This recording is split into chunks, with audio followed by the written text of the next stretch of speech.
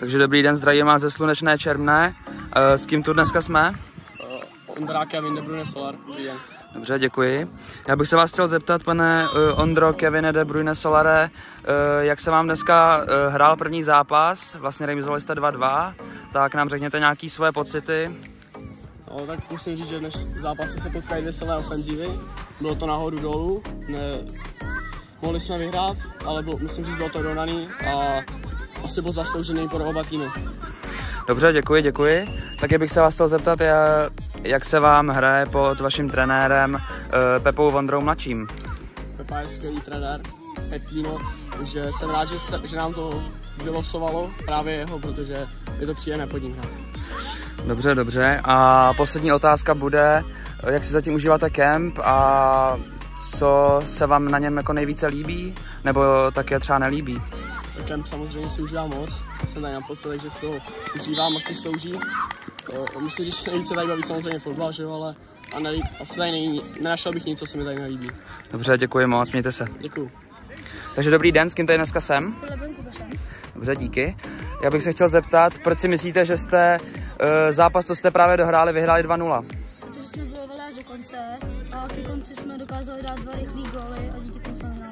Dobře, to je moc hezký. Dále bych se chtěl zeptat, jak se vám líbí na kempu? Je to tu super, každá aktivita, co děláme, nás baví. Vedoucí jsou tady super, je s nás sranda a je tak. Dobře, děkuju. A poslední otázka by byla, jak jste si užil dnešní Gladiator Days? Dnešní Gladiator byl náročný, ale zábavný. Dobře, díky. Takže dobrý den, s kým tady dneska jsem? S Tomášem Oláhem. Dobře, děkuju. Já bych se vás chtěl zeptat, co říkáte na to, že jste po 4 zápasech dokázali ukořistit konečně 3 body?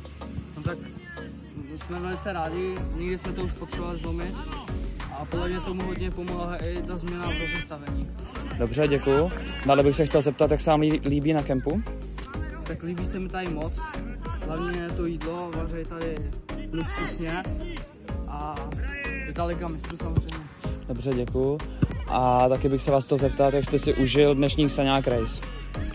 No tak byl jsem hodně mokrý, no, špinavej. Jako Vojta Janaš mě tam předběhl, když jsem tam měl čekat, takže jsem měl nervy, ale jinak dobrý.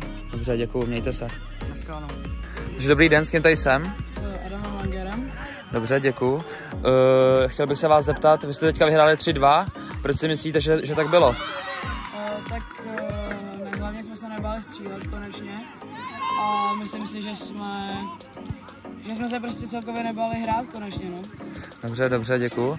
Jako druhý bych se chtěl zeptat, jak si užíváte kemp? No, tak kemp si užívám jako každý rok. Myslím si, že je to tady skvělý a ten začátek byl trošku zmatečný, ale jinak se tady užívám jako každý rok. Dobře, a poslední otázka bude, jak se vám hraje pod Mojmírem Fričákem? Pod mojou se mi hraje dobře, už ho mám, myslím, že po 3. a vždycky nám dá to, co potřebujeme a je to výborný trenér. Dobře, děkuju. Děkuju.